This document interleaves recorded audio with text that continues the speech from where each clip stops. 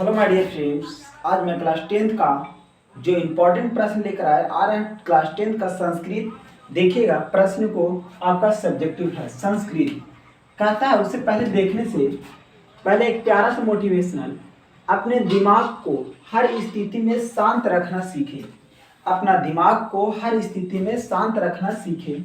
उसके पहले कहता है प्रश्न और सब्जेक्टिव है, आलस कथा से क्या शिक्षा मिलती है। देखिएगा, आलस कथा से क्या शिक्षा मिलती है।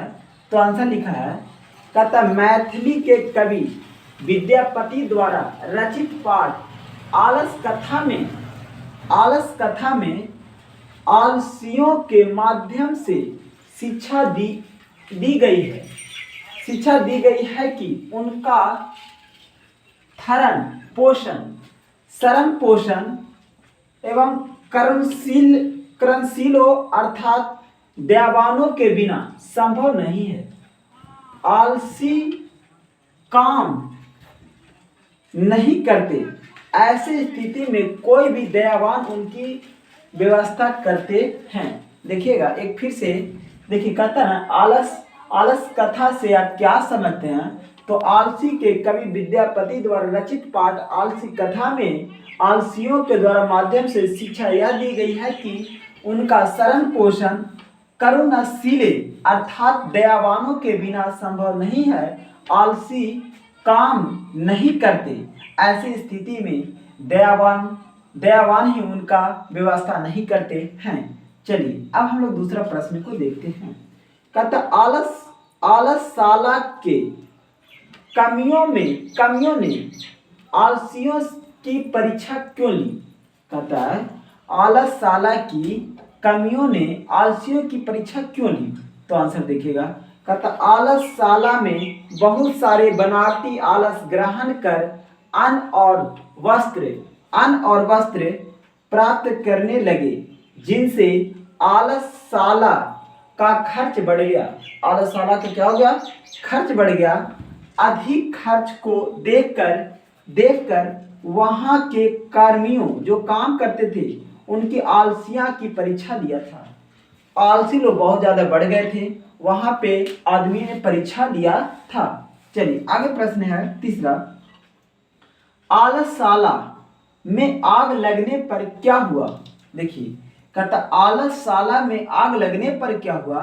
तो लिखल है आलसशाला में आग लगने पर सभी धूर्त आलसी तथा कृत्रिम आलस वाले भाग गए, लेकिन 4 आलसी सोए हुए रह गए। देखिए मेन आलसी था ना, से 4 वो सोए रह रहा था और बाकी बात भाग गया था। वो सब आलसी नहीं था, कामचोर था।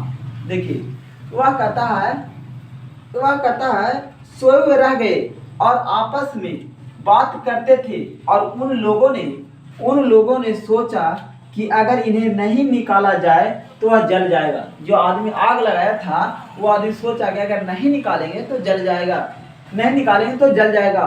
तब उन लोगों ने चारों आलसियों को बाल पकड़कर बाहर निकाल दिए।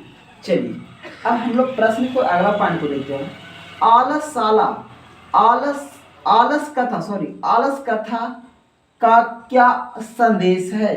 तो देखिएगा आलस कथा का संदेश यह है कि आलस एक महान रोग है। आलस एक क्या है? एक महान रोग है। जीवन में विकास के लिए व्यक्ति का कर्मठ होना अत्यावश्यक है। आलस का शरीर रहने वाले महान शत्रु है। आलस जिसके शरीर में हो महान शत्रु है, मतलब जिससे अपना परिवार का और समाज का विनाश अवश्य हो सकता है। देखिए आलसी लोग जो होते हैं ना, समाज का विनाश हो जाता है।